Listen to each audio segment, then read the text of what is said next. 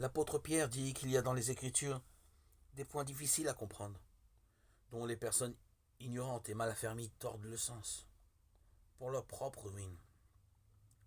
2 Pierre, chapitre 3, 16.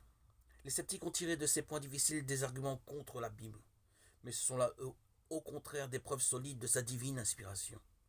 Si elle nous disait de Dieu que des choses aisées à comprendre, si l'esprit borné de l'homme pouvait facilement embrasser sa grandeur et sa majesté, la Bible ne porterait pas le sceau indubitable de l'autorité divine. La grandeur même, et le mystère des thèmes qui y sont traités, devrait nous porter à croire quelle est la parole de Dieu. La Bible révèle la vérité avec une telle simplicité, une adaptation si parfaite aux besoins, aux aspirations du cœur humain, qu'elle a fait le charme, l'étonnement des esprits les plus cultivés. D'autre part, elle met les humbles, les illettrés à même de comprendre le chemin du salut.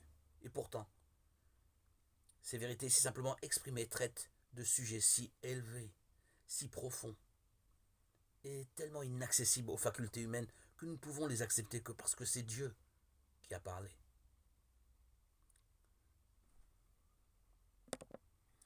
Le plan du salut nous est révélé de telle manière que chacun peut comprendre ce qu'est la repentance envers Dieu, la foi en notre Seigneur Jésus-Christ, et ainsi s'engager dans cette voie pour être sauvé. Ces vérités si faciles à saisir contiennent des mystères qui nous voilent la gloire de Dieu, mystères qui confondent celui qui cherche sincèrement la vérité, mais lui inspire la foi et le respect. Plus il sonde la Bible, plus ferme est sa conviction qu'elle est la parole de Dieu.